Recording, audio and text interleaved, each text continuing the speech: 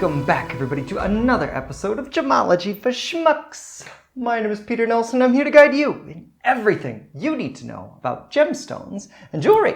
And today we're going to identify another stone. This one is blue, and I know some of you are thinking, the last one was blue. Yes, but this one's different.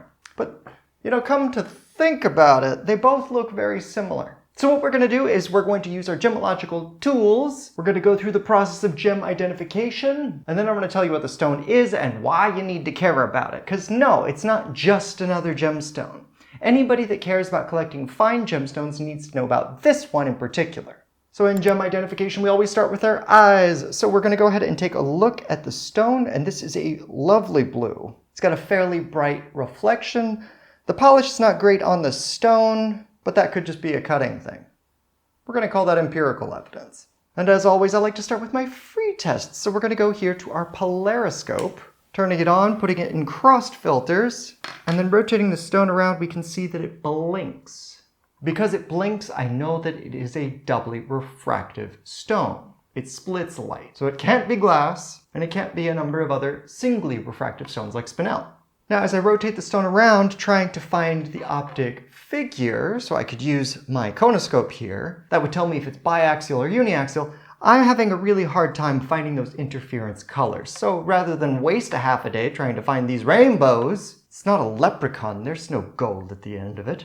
We're just going to move on to our next test, which is our refractometer. So as always, we start with our refractometer liquid, which is 1.81, so that we can test the whole range of normal gemstones. We get the tiniest amount of refractometer liquid. It is precious and also toxic.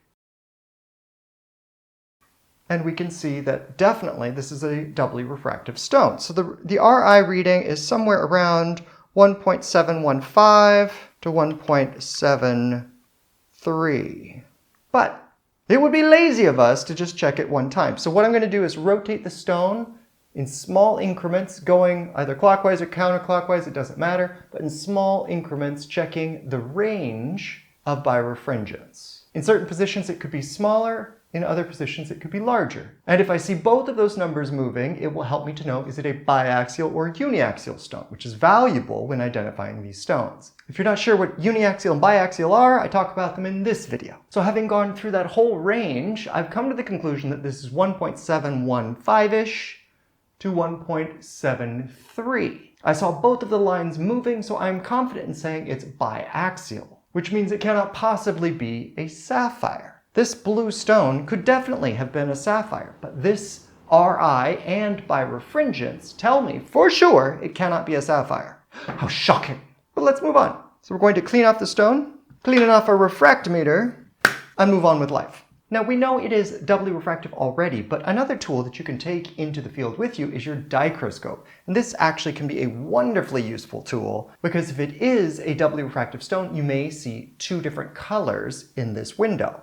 So we turn on our light source, we take our stone in hand, and put our Dichroscope over the top. Now you can see that one window is blue and one window is white or yellow in this context. It's colorless. But as I rotate the stone, it oscillates every 90 degrees between lighter blue to colorless and then back to blue. That also shows me that it is a doubly refractive stone. It's no help at all for uniaxial or biaxial, however. But it's a nice simple tool to show us it's definitely not glass. Now, the spectroscope in this case doesn't show us very much. If this was a sapphire, I would expect there to be a nice line over in the deep blue. Sometimes it's difficult to see, depends on how large or deeply colored the stone is. But in this situation, we're not going to rely on the spectroscope. Okay, so we have come to the conclusion that this is in fact kyanite. Now, kyanite is a fairly common stone in the market. But the reason I wanted to talk about it today is because I found some rather exceptional pieces that even my friends who have been in the gem industry for decades, multi-generational gem dealers, they still look at it and think it's a sapphire. They're not ignorant people. This is a passing stone when it's in a high quality for sapphire. So it's oftentimes used as a simulant, a stone that looks like but doesn't have the same properties as another stone.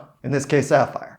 Now I have two stones here. The larger one is a little bit more obvious, and the giveaway for this stone are the parallel fracture lines. These types of inclusions are much more common in kyanite because it has distinctive cleavage, and that's down to how the crystal grows. In fact, I've got a specimen of kyanite that shows you that it tends to grow in large columns, and because of that distinctive cleavage, it almost looks splintery in that direction of growth. And one unique characteristic of kyanite that's different from many other stones is that it has directional hardness. So on one direction of the stone, the Mohs hardness is about 5.5. That's soft enough that a stainless steel sewing needle could scratch it. The other direction is about a 7 on the Mohs hardness scale. So that same needle would not do anything. I'm not advising that you scratch your stones. No destructive tests. But it is a property to keep in mind if you're wearing kyanite as jewelry. Again, this is one of those that, as a ring, might be ill-advised, both because of the cleavage and the directional hardness.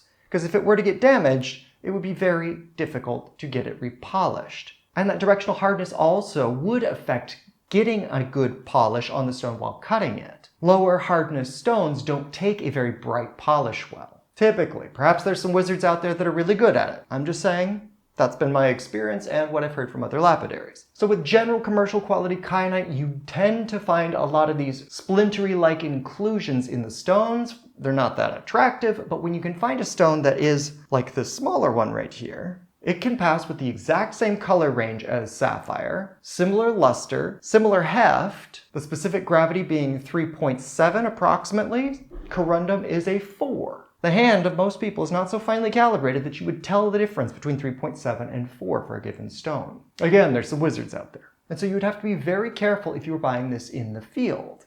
If you didn't have all of these instruments, it could pass as a sapphire. It's not that far. In doing research for this video, one thing that I found that I didn't know before is that kyanite and andalusite are very closely related minerals. Kyanite, the name comes from Greek, meaning deep blue. Kyanos. Another thing we can blame the Romans for. They put Y's everywhere that there's an upsilon. What's wrong with them? But the Greeks, they knew what was up. Deep blue. That's also where we get the word cyan, spelled C-Y-A-N, which is more of a greenish blue.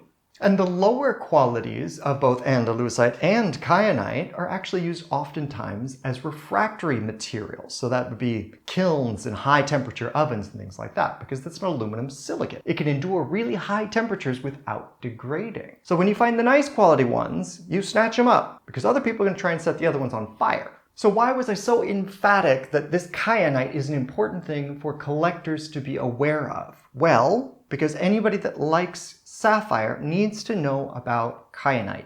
Visually, they can pass as sapphires, but they also have different properties. So it's something to be acutely aware of when shopping for sapphire. And the price point is completely different. Even a nice piece of kyanite is cheaper than an average date, even if you're cheap date. Whereas the sapphire can easily go into several hundred, if not thousands of dollars, which would be a very generous date. And that's, of course, if we're just talking in single carat stones. Those mistakes would be magnified if you were to find a larger, high-quality kyanite. And while that would be cool, if you bought it as a sapphire at sapphire prices, you would be weeping for a very long time. Big difference. So let's recap some of the features that help me to know without a doubt that this is not sapphire. The refractive index range is not quite as high as sapphire, 1.76, 1.77. This is 1.715 to 1.73. It's closer to the spinel range. But unlike spinel, it is doubly refractive. Sapphire or corundum is doubly refractive. But again, kyanite is biaxial, not uniaxial. So both of those readings are moving. With corundum, it's uniaxial, so only one of the readings would be moving. And the birefringence is a little bit bigger on kyanite.